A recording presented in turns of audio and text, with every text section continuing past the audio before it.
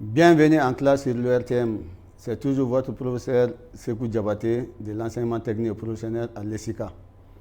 Option technique comptable et administrative TCA, comptabilité générale, première année, BT et AC.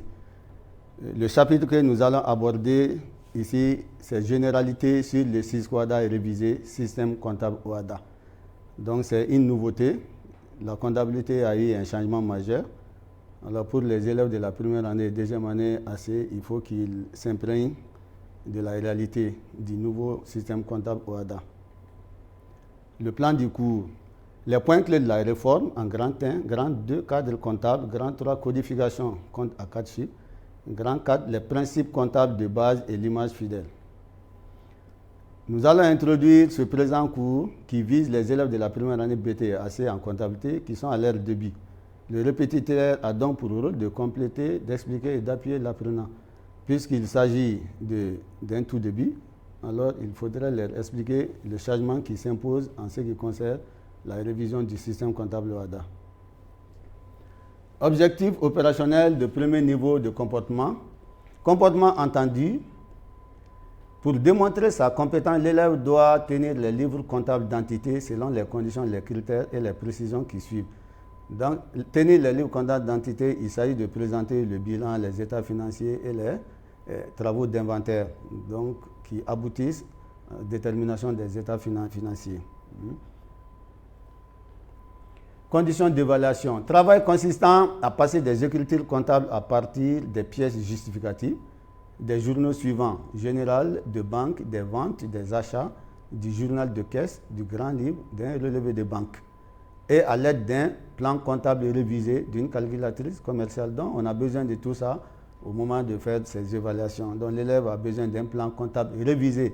J'ajoute chaque fois révisé parce que le plan comptable qui date il y a 3 ans ne sont plus d'actualité. Donc, faites attention de chercher les nouveaux plans comptables révisés. Et tous les documents en comptabilité qui dataient de 3 ans sont caducs. Donc, il ne faut plus les utiliser. Critères généraux de performance. Il y a le respect des méthodes comptables, la vérification appropriée du travail, la lisibilité des écritures, la propriété des documents, l'exactitude des calculs, le respect des règles d'orthographe, d'usage et grammatical, classement des pièces justificatives dans les dossiers appropriés. Donc, c'est des critères généraux de performance qu'on doit avoir chez un élève, un apprenant. Donc, il faut respecter les méthodes comptables prévues par les réglementations. Il faut vérifier toujours le travail effectué. Il faut que les écritures soient bien lisibles, visibles et la propriété est de mise. Les calculs doivent se faire de façon exacte.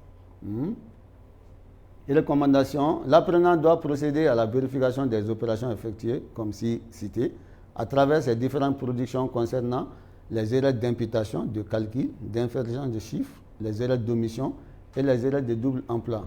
Donc ça, c'est le travail toujours d'un comptable. Les fondements de la comptabilité. Comme toutes les autres disciplines qui touchent à l'économie, la comptabilité aussi a ses principes fondamentaux et utilise des techniques d'enregistrement appropriées fondées sur un système de base. C'est ce qu'on appelle le système classique. Les techniques d'enregistrement s'y rapportant sont des moyens pour parvenir au but et objectif qu'on assigne à la comptabilité. Donc, les enregistrements sont toujours obligatoires. Ça veut dire en comptabilité, il faut toujours une trace. Ces cours visent à donner une définition claire et pratique du SIS-OADA révisé, les nouveaux plans comptables SIS-OADA révisés qu'on appelle plan comptable OADA, les fiches et notes pour une application facile du nouveau référentiel comptable dans l'espace OADA, les notes annexes des états financiers du SIS-OADA révisé. Il observe la mutation de l'acte uniforme OADA à l'acte uniforme relatif au droit comptable et à l'information financière. Donc, vous voyez chaque fois A, U, D, I, F. Ça, c'est l'acte uniforme relatif au droit comptable et à l'information financière. Les fiches et notes aussi, c'est des nouvelles appellations. Ça n'existait pas aussi. Donc, chaque fois que vous présentez les états financiers, on fait joindre les notes là et les fiches. Les points clés de la réforme. Les composantes du nouveau dispositif sont, en grand A, les documents révisés. Petit 1, l'acte uniforme révisé, ça fait 123 articles. Donc ça veut dire que c'est une grande révision, c'est une révision très majeure. En deux, le système comptable OHADA révisé comprend deux parties. Il y a le plan comptable général OHADA qu'on note PCGO et le dispositif comptable relatif aux comptes consolidés et combinés. Généralement, vous voyez ça D4C. Chaque fois que vous voyez D4C, il s'agit du dispositif comptable relatif aux comptes combinés et consolidés. Donc il y a 4C et il y a un D, donc D4C. On note comme ça. Tout ça, c'est des nouvelles appellations. En 3, le guide d'application du SYSQUADA est révisé. Donc il n'y a pas le du SYSQUADA est révisé. Donc le guide d'application résume l'acte uniforme avec des cas pratiques pour pouvoir assimiler les changements majeurs. Donc on a essayé de mettre un peu de tout dans ce guide d'application qui va nous servir. En grand B, les dates de mise en vigueur du nouveau référentiel sont celles-ci. Le 1er janvier 2018, ça c'était pour les comptes personnels ou sociaux des entités. 2018 est déjà passé. En 2019, pour les comptes consolidés et combinés, donc groupes et entités. Et 1er janvier encore 2019, pour les comptes tenus aux normes IFRS, c'est des normes internationales, des entités cotées et celles qui sollicitent un financement par appel public à l'épargne. En grand C, les principales innovations de l'acte uniforme révisé mises en évidence sont les suivantes. 1. Le SYSQUADA révisé change le nom de l'acte uniforme. Donc, acte uniforme, on dit SYSQUADA révisé. 2. Dans le SYSQUADA révisé, le concept d'entreprise a été remplacé par celui d'entité. Donc, vous verrez plus souvent entité au lieu de dire entreprise. Le SYSQUADA révisé prévoit l'exclusion des entités à but non lucratif du champ d'application du SYSQUADA. Donc, les entités, la définition viendra plus tard. Les entités à but lucratif, c'est ce qui se trouve dans le champ d'application du SYSQUADA. Mais la définition de l'entité, ça c'est à but non lucratif et à but lucratif. Mais ce qui se trouve dans le champ d'application du SYSQUADA révisé, ça c'est les entités à but lucratif, donc qui créent de la richesse et qui font de l'économie. Un cadre normalisé approprié devra être conçu pour leur usage. 4. Le SYSQUADA révisé prévoit la possibilité d'émission d'avis et de recommandations par la commission de normalisation comptable OHADA, CNC OHADA. Donc c'est la commission de normalisation. 5. Le SYSQUADA révisé introduit l'obligation de présenter les comptes en IFRS par les entités cotées en bourse et celles qui sollicitent un financement par appel public à l'épargne. Donc dans ce cas, alors les comptes sont présentés en normes internationales. 6. Le SYSQUADA révisé prévoit la suppression du système allégé. Alors, à l'heure actuelle, le système allégé est supprimé. 7. Le SYSQUADA révisé prévoit la suppression de TAFI, tableau financier des ressources et emplois. Ça aussi, c'est supprimé et est remplacé par tableau des flux de trésorerie. Donc, on ne parle plus de TAFI, mais TFT. Faites attention, TAFI n'existe plus. Donc, dans les anciens documents, vous verrez TAFI, système allégé. Ça, c'est carrément supprimé. C'est tableau des flux de trésorerie. En 8, le SYSQUADA révisé prévoit la suppression de l'état annexé, remplacé par des notes annexes. Au lieu de parler état annexe, on dit notes annexes explicatives des 3 autres états financiers. Et en tout, on a 36 notes qui ont été proposées à cet effet. Donc, 36 notes parlent de tout, les immobilisations, les clients, les stocks, tout qui se trouve dans un petit groupe à part. Donc, chaque note est composée de plusieurs éléments qui donnent plus de précision et de lisibilité en ce qui concerne la présentation des états financiers. 9. Le SYSQUADA révisé prévoit la comptabilisation par composant des immobilisations, que je vais expliquer plus tard. Donc, par composant des immobilisations, je prends un exemple tout court. Un immeuble, par exemple, qui est constitué de bâtiments et des ascenseurs. Donc, c'est ça par composant. Donc, l'ascenseur peut être amorti à part et l'immeuble aussi amorti à part. 10. Le SYSQUADA révisé introduit la suppression des charges immobilisées. Ce compte de classe 20 est supprimé. Il n'y a maintenant que 21, 22. Donc, ça commence par 21. Il n'y a plus de 20. Donc, ces comptes sont supprimés. Le SYSQUADA révisé prévoit la création des comptes monnaie électronique, actifs biologiques et vente en ligne. Donc, qui sont d'actualité et que tout le monde utilise de gré ou de force ces monnaies électroniques-là et ces ventes en ligne qui n'existaient pas auparavant. Donc, quand vous prenez les anciens documents, vous ne verrez pas ça. 12. Le SYSQUADA révisé introduit l'existence d'une disposition transitoire pour tous les comptes du bilan supprimé. Donc, tous les comptes du bilan supprimé doivent être logés dans un compte qu'on appelle compte d'attente. Donc, on va les mettre là-bas en attendant que quelques années puissent passer et qu'on démarre de façon normale.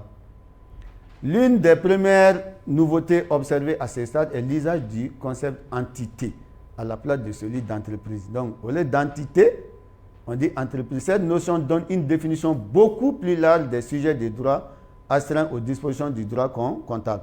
Si le concept d'entreprise est remplacé par la notion d'entité plus étendue par sa dénomination, n'empêche que les normalisateurs nous donnent avec précision celles qui sont exclues du champ d'application du système comptable OHADA. Il s'agit notamment, que j'ai expliqué en haut, les entités à but non lucratif, donc qui ne fait pas pour de l'argent.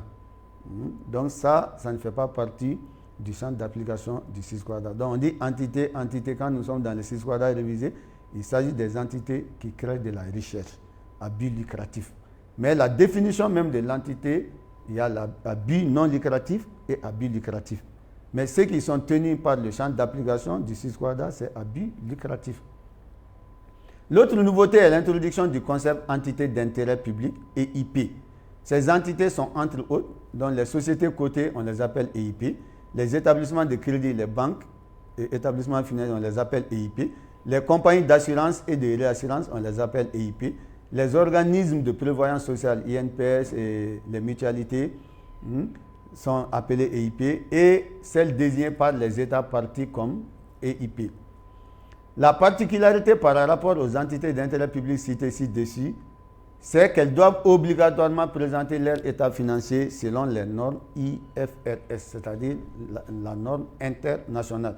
En sus de leur état financier, donc en bas de leur état financier SIS-QUADA, lorsqu'elles disposent des titres inscrits à une bourse de valeur ou font appel public à l'épargne, donc à seule condition que ces entreprises soient inscrites à une bourse de valeur qu'on appelle VMP, valeur mobilière de placement.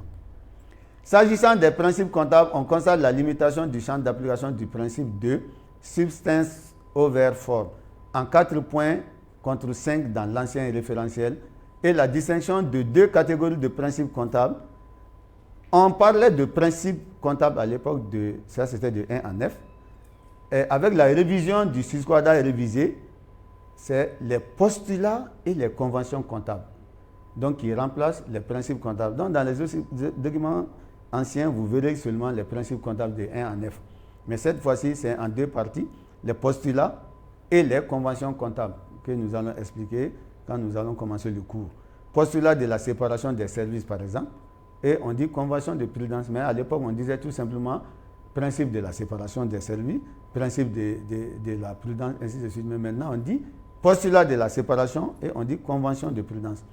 Enfin, un nouveau terme qui voit le jour dans notre espace économique, il s'agit de la décomptabilisation. Ce terme désigne toute sorte de biens ou de passifs dans le patrimoine d'une entité. Je prends un exemple, cession d'immobilisation, on peut appeler maintenant décomptabilisation. Mise au rébit, on appelle décomptabilisation. Abandon de créances ou de dettes, etc., on appelle décomptabilisation. Donc, quand vous laissez tomber votre créance ou une dette envers quelqu'un, alors on appelle ça décomptabilisation en termes d'enregistrement comptable. Aujourd'hui, une seule marge brute est retenue. Auparavant, il y avait la marge commerciale sur marchandises et la marge commerciale sur matière. Mais actuellement, la marge brute commerciale inscrite au compte central, il n'y a qu'une seule marge brute commerciale. Le compte 17, dette de crédit, bail et contrat assimilé que nous connaissons auparavant, devient dette de location-acquisition. Donc, vous ne verrez plus dette de crédit, bail et contrat assimilé, mais vous verrez maintenant dette de location-acquisition. Avec une nouvelle subdivision inscrite au compte 174, dette de location-acquisition ou bien location de vente, permettant de faire la distinction entre une location-financement et une location simple. En raison de l'application du principe de substance over form, les biens acquis sous forme de contrat de location-vente, à l'instar des contrats de crédit bail, sont considérés comme des acquisitions d'immobilisation financées par un emprunt. Donc, on fait des emprunts pour financer une location qui finit par, tu deviens propriétaire de ce bien, donc ça devient une acquisition. Du côté des immobilisations, on a de la suppression des charges immobilisées. On dit que les charges immobilisées ont été supprimées, c'est-à-dire le compte 20. Donc, dans les nouveaux plans comptables, ça commence par 21, il n'y a plus de 20. Donc, faites attention à ça aussi. Les frais accessoires d'acquisition d'immobilisation, frais d'acte, honoraires, droits de mutation, etc. Autrefois aussi, qui étaient enregistrés dans le compte 2022, sont dorénavant comptabilisés dans la valeur d'entrée des immobilisations. Donc, ces choses-là font partie maintenant du coût d'achat du bien. Maintenant, ce n'est plus les honoraires, mais une fois que ces éléments accompagnent l'acquisition d'un bien, alors ces éléments sont considérés comme le coût d'achat de ce bien. Par ailleurs, par exemple, pour les primes de remboursement des obligations qui sont désormais enregistrées dans le compte 161, emprunt obligataire, donc les primes de remboursement des obligations qui étaient enregistrées dans 20 devient 161 emprunt obligataire. Donc, vous voyez, il y a un grand changement qui était 2 devient 1. Désormais, on ne parle plus frais de recherche et de développement, mais plutôt on dit frais de développement tout simplement. Donc, les frais de recherche ne font plus partie du coût. Donc, on dit tout simplement frais de développement.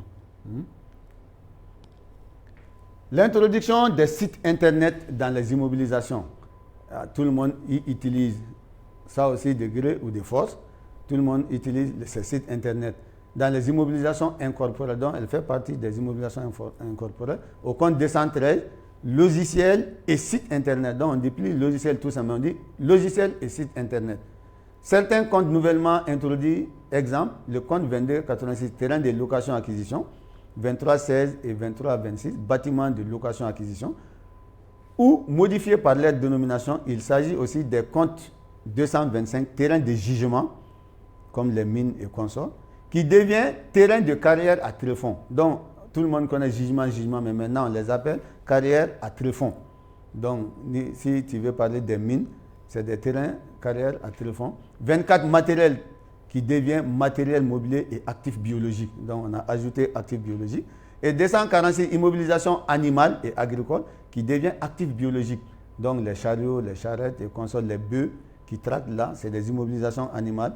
On les appelle actuellement actifs biologiques. Création du compte 404 fournisseurs, acquisition courante d'immobilisation et 414 créances sur cession courante d'immobilisation.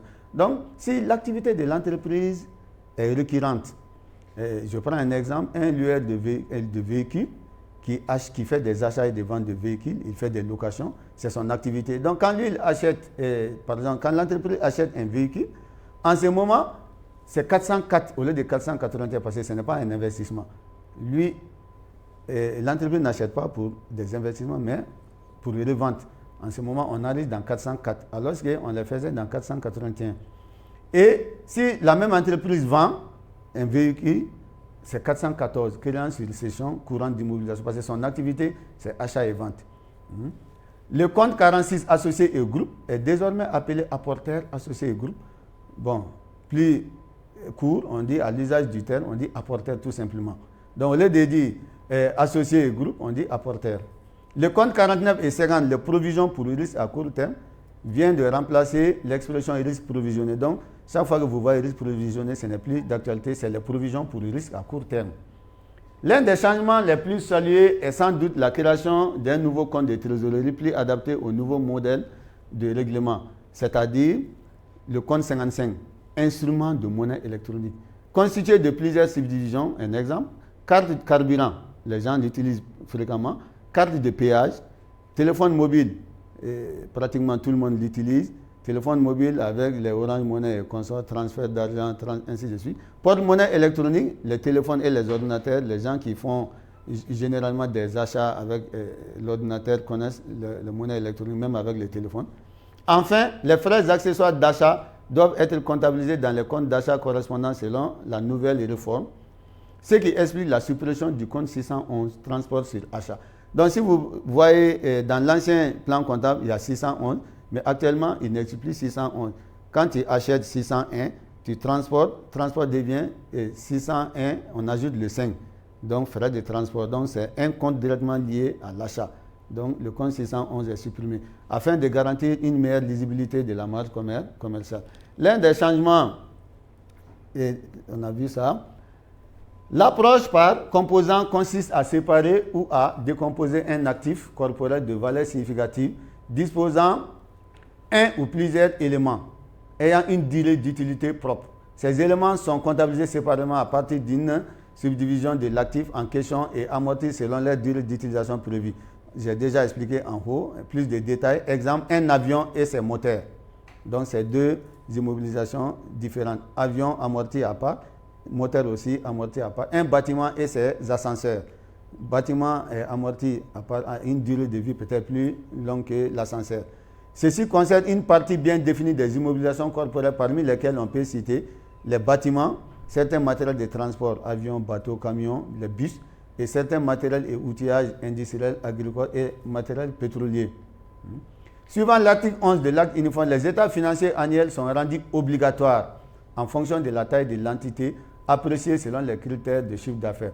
Donc, appréciés selon les critères de chiffre d'affaires, cela veut dire quoi? Auparavant, on classait les entreprises secondaires, tertiaires, tant, par rapport au nombre de salariés, non, on dit les entreprises désormais sont classées en fonction de la taille et ces tailles, c'est apprécié selon les critères de chiffre d'affaires. Donc, c'est à travers les chiffres d'affaires qu'on peut les classer.